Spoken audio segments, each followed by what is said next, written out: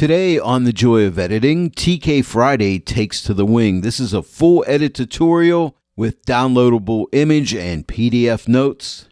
Sit back, relax, stay tuned. Hello everyone and welcome to The Joy of Editing. I'm your host Dave Kelly and it is TK Friday, my favorite day of the week, and I hope it's yours too. I have this image sent to me by James May. Thank you, James, for sending this image. I don't know the name of this bird. If anybody out there does, let me know in the comments section below. I had to think of a clever title, so I thought, hey, TK Friday takes to the wing. So that was my title. Forgive me, I tried the best to get a good title for this, and I hope it's okay. Anyway, this image starts out looking like this, and it ends up looking like this. It will just take 10 steps to get here. Now, don't forget, download those PDF notes. It'll have all the steps for you to follow. Watch the video first, and then go and try this edit for yourself. It's a great way of learning. There'll be Dropbox links in the description below this video where you can grab the image as well as those PDF notes. If you'd like me to edit one of your images on a TK Friday, just click on my contact link. You'll find it at the bottom of the description of this video. I'll just need a raw file and your permission to share it with everyone on a TK Friday. By the way, if you don't yet own the TK8 plugin for Photoshop, you can click on my affiliate link found in the description below this video. Just click on that link. It'll take you to the TK web store where you can purchase the TK8 plugin for Photoshop along with training videos. And if you use my promo code DK15, you'll save 15% off your entire purchase. And when you do that, you're supporting The Joy of Editing with Dave Kelly. And for that, I truly thank you. I always like to start out my edits in Lightroom. Now, this was shot on a Nikon D6. I'm using a linear profile. I like a linear profile because it gives me a nice flat image to start out with. And after I put the linear profile on it, I go ahead and click auto. And then I just fine-tune these tone adjustments just a little wee bit. I've used no presence adjustments because I do noise removal and sharpening. As soon as I get into Photoshop, I use like TOPAZ Photo AI on that. And just some minor vibrance and saturation, but it's pretty flat. And I always do lens corrections, remove chromatic aberrations, enable profile corrections. And also, I've done a crop on this image. I'll show you. Here's the crop. Okay, so I cropped in pretty tight, and I felt this was a pretty nice crop on this image here. So I cropped it. And that's basically it. Now, when you download the image, it's going to look just like this, except it'll have the noise removal and sharpening on it. With this new Lightroom update, you can click on the eye now. I like this and see the before, the tone adjustments, the basic adjustments. Here's before and here's after.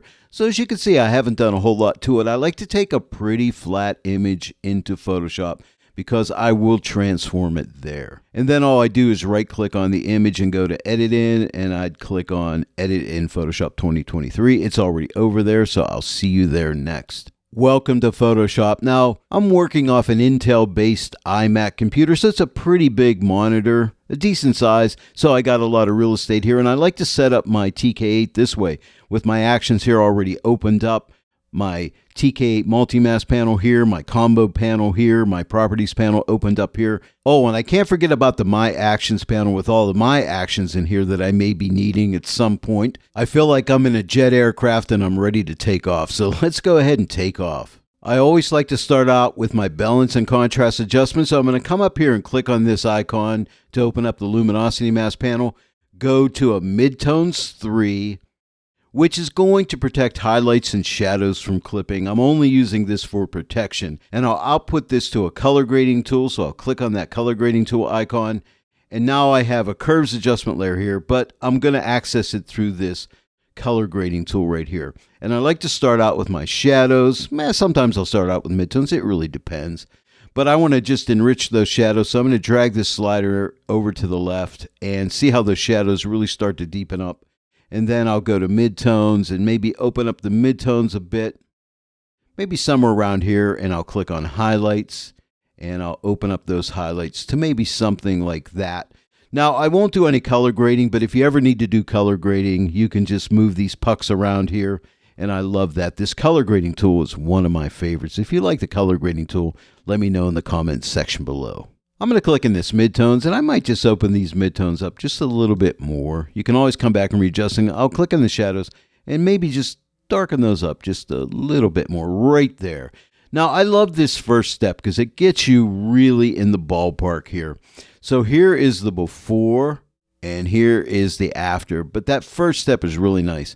But this is where I really like to get it going. After I do that first balance and contrast step, I like to study the image and see if something speaks out to me that needs something different. And when I look at the bird here, and the light areas on the bird here, I think I want to be a little bit lighter. Okay, so to do that, I'm going to X out of this color grading tool. Nothing changes here. The adjustments stay there. So I want to lighten. So a lot of the times I'll lighten with a curves adjustment. I don't use the curve for anything other than to steal a blend mode off it. I'll put a black mask on it, so I'll click this button on the combo panel to attach a black mask to hide the adjustment, and then I'll click the multiply blend mode button and put this in a multiply blend mode. No, that's wrong.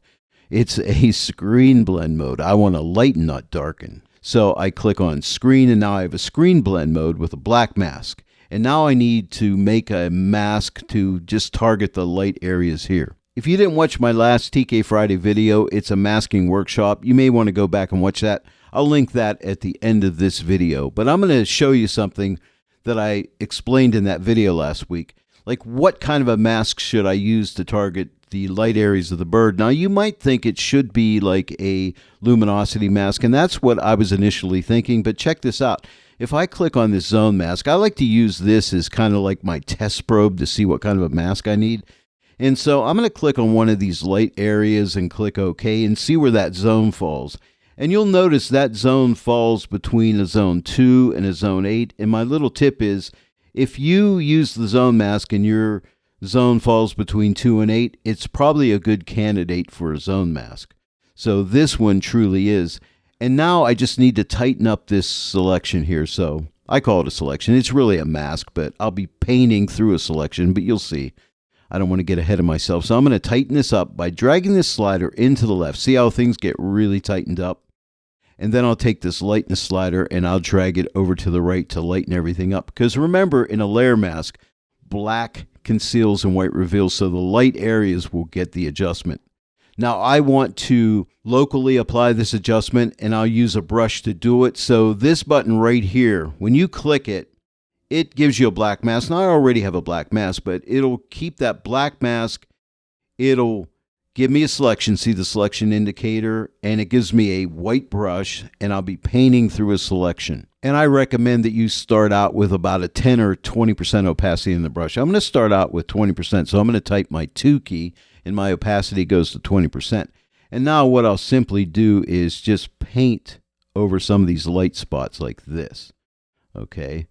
And it's going to be targeted, so it's only going to hit the light areas. Now, every time I lift my brush and paint again, it will add more paint down, which will lighten it up. So some areas I can hit stronger a couple times, some areas not as much. Okay, now I'm going to go down to 10% and maybe come in here, paint along here.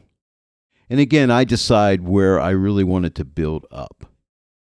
Just like this, we'll lighten up the head of this bird. So I don't want this going too light up in here. And if you ever want to see what your mask looks like, just click this button on the multi-mask panel, and you can see the areas that I'm targeting, okay? And then just click this button, which loads that back up as a selection. And so just really lighten it up. Now take a look. Here is the before, and here is the after.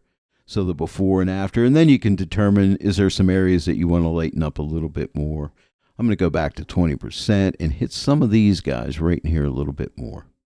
But take your time and get it right. You know, when I'm doing a tutorial, sometimes, I don't get to spend as much time as I want, but you get the idea. Now, as I study this, the bird is the star of this show here, so I want to pop some contrast out on here. And an added benefit to adding contrast is you will get a little bit of a saturation boost with that contrast being added. And I want to use a color grading tool to do that. But the first thing I want to do is use Photoshop's subject selection tool, and we can grab that right here in the combo panel by clicking this button, and Photoshop will find this bird for us. And it's found the bird, but it's got some areas here that I need to correct. So we can go into select and mask, and you can get there by clicking this button on the combo panel. So click this button, and that brings us into select and mask. And I'm using like a pink magenta-ish type overlay to see the areas that I'm not selecting.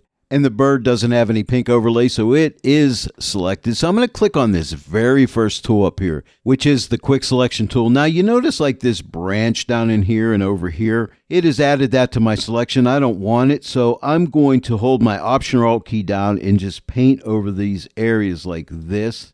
And you notice how it just fills those in. Now I know I got up into the bird here, but I'll fix that in a second. But let me go and fix all these areas right here. And now if I just paint without holding the Alt or Option key down, I can add this back into the selection. I don't want these branches of the tree. It looks like a little pine tree or something here. But I'll use a different tool for that, and that would be the second tool, which is the Refine Edge Brush tool. So I'll click on that, and I'll just paint over these branches like that, and it should add those in. Yeah, and it did. And I can just paint up in here and here. Let's see if it grabs those. Yeah, pretty good. Messed up in one little spot there. Let me grab this one. If you hold your Alt or Option key down, I can paint over this and maybe subtract that out. Yeah, that's pretty good. It doesn't have to be 100% perfect. I'll paint over this and it'll refine that, and over this little area and this little area. And I think I have a pretty good selection. Then just look over it and make sure everything looks good. And I think we're in pretty good shape. I'm just going to hold the Alt or Option key down and paint along this edge here and make sure I don't have that in there. And this little area right here, I think I'll switch back to the Object Selection tool. Make it smaller. I'll use my left bracket key and just add that back in. And this little area right here takes a little bit of time, but I think we are good. And then I like to output it as a selection. This is a drop down, so you can do it as a layer mask, whatever you want, but I want it as a selection, and I'm going to click OK. And you can see the marching ants around it and also my selection indicator. Now, if we look down here, we can see, oh, it's missed a little spot down here, but we could fix that. Just click this button right here, and this will allow you to edit your selection. So we'll click it, and we could grab a black brush, and right now I'm at 20% opacity. I'll type my 0 key to go to 100% opacity, and watch. I can just paint this off right like this. I know the bird's claw was in here, but I don't really care about that. And even like right this little thing right here, I can just paint that off. And then to load it back up as a selection, click right here. And then you'll say, hey, the marching ants are gone, Dave. Well, that's really a good thing. I don't really need to see them. But if you click this button, they're just hidden. You can see them. There they are, okay? Click that again, they're hidden. So now that we're at this point, we may need this later. So let's go ahead and save it out as a channel. So click this button on the combo panel. And then we're just going to type here bird, and we'll save this out as a channel. We'll probably need that again, and I'll click OK. When you go through all that trouble to make a mask, save it as a channel. You'll be glad. Even if you don't use it, it's easy to do. If you look down in channels, you see these extra masks in here. Here's the bird mask I just made. These are carryovers from my initial edit when I was working out this tutorial. This curves is this curves mask right here. So if you want to get rid of a mask, I don't need these. I'm going to click on here and just click the delete button.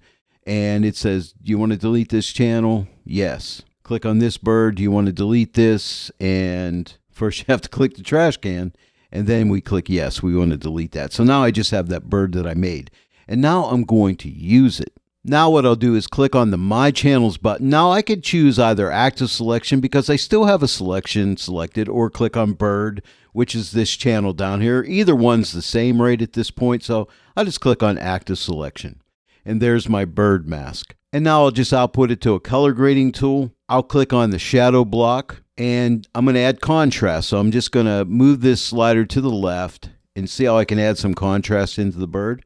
I don't want to go too crazy here, but a little bit of contrast. I don't want to block up all the shadows. And I'll click on Highlights, and I'll drag this over to the right to lighten the lightest lights. And you know what? I think I'll try midtones. I may just slightly darken up the midtone to maybe right like that. So here's my before, and here is my after. So I really like it, but I like the fact that I have that little bit of a saturation boost due to the added contrast. Now, here's the before and here's the after, but you see that little bit of a saturation boost. I don't want to overdo it because I'll make a lot of you bird photographers out there angry with me. The next thing I'm noticing is the The background here, I would like this to be a little more on the green side. It's more like yellowish green, and to me it's not that appealing, so I would like to alter that a little bit.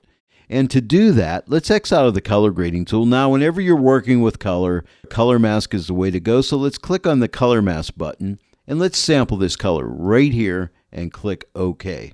That's making a pretty good selection. I'm going to go ahead and lighten it up by moving this brightness slider to the right here.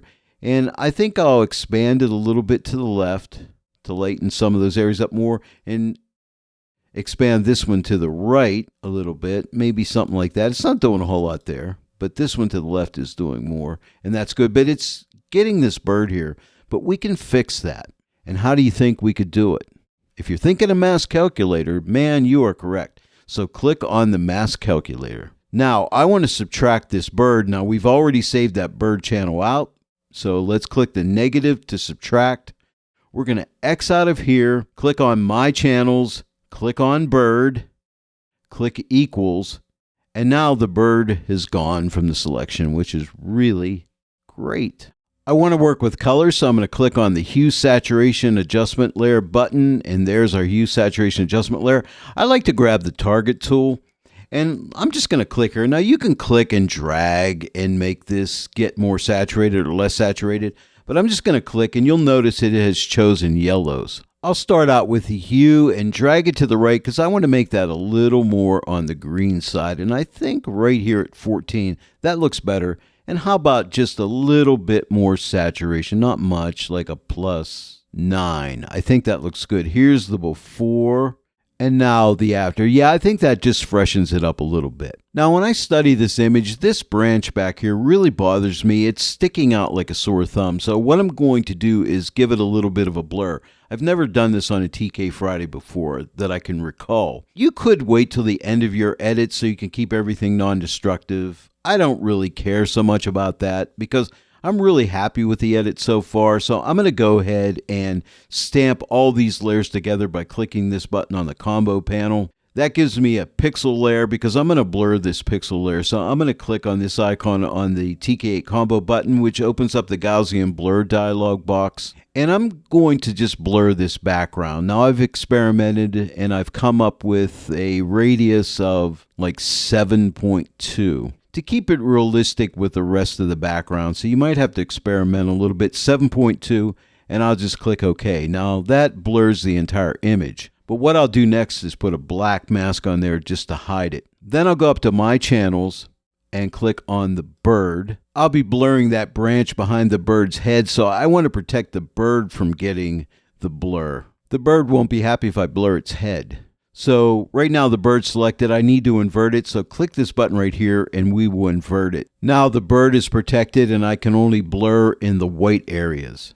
And now I'll put it to a black mask, white brush, painting through a selection, and the background is what is selected. And now with a brush at 100% opacity, and we could zoom in here to really see what we're doing. And so what I'm going to do is just simply make the brush a little bit larger, and I'm just going to blur this out. And I found that this 7.2 pixels, see, it's protecting me from the bird here. I'm just going to paint up in some of this area up in here just to blur out this branch, just to make it less obtrusive, you know, because it's really showing up. In some areas down in here I'll get as well, even up into here. Some of these branches over in here. This branch over here, or leaves, or whatever you want to call pine boughs, under the bird in this area right in here and here. Anything that I want to just blur out a little bit, like up in here, even this stick up through here. Just going to blur and blur around here. Okay, let me click this button so we can go back and see this at full view. See how that just blurs it out? Here's the before and here's the after, but you see how that just pushes that back? That 7.2 Gaussian radius matched that background blur pretty well. In fact, I might even grab my brush here and just paint right in here as well. Any areas that you think you need, you can just paint over. Even up in here a little bit, over in here. You get the idea. But there's a problem here that we have to fix, and you can't see it at this distance, but I'm going to go ahead and click this plus a few times and zoom in because I want you to notice, and you can really notice it right here where I blurred. See how you can see that little bit of grain in there? We have to match that. And to do that, first off, this is very important. Right now, the layer mask is selected. Click on the actual image itself, the pixels, and then come up here to filter. And you want to go down to noise and click on add noise. And you have two choices here. And you can see already it's added some noise. And this is the amount that I played with. So you might have to play with this amount here to get it to look just right. And I came up with 3.75%. And I'm using uniform. And you can also use Gaussian. Let me click on Gaussian. You can see that doesn't look as good, right? I find that the uniform seems to work better. So I'm going to click that. And you can also, right now I have checked on monochromatic noise. But if I uncheck it, it's going to throw some color noise in there. Which would work okay too, but I'm just going to use monochromatic. I generally use monochromatic, but we just need to sell the idea that we painted this in here without people knowing, and if they zoom in, we don't want them to see, so we have to kind of match the grain, and I'll click OK. So that's an important step, and now I'm going to click this button to go back and fit this into full screen.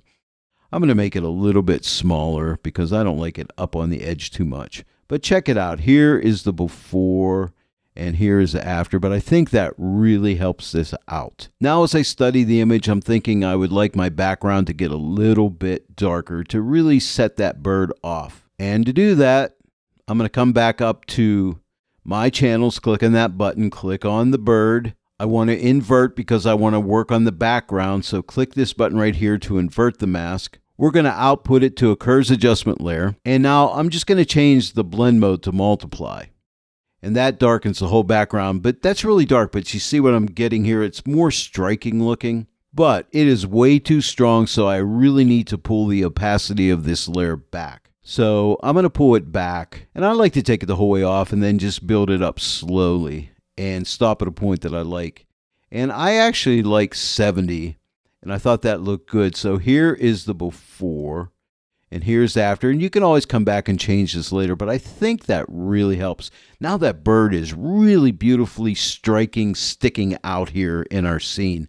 We know this is what we want the viewer to look at. I went ahead and zoomed into the bird's claws right in this area right here because what I want to do is they're part of that background because they were not selected in the original bird mask. So with 100% opacity with a white brush, I'm just going to paint on these claws just so they don't get dark right around here. And I'll make the brush a little smaller and paint on this little claw right here. And I think that helps those claws out. Now I think the midtones are just a little too dark.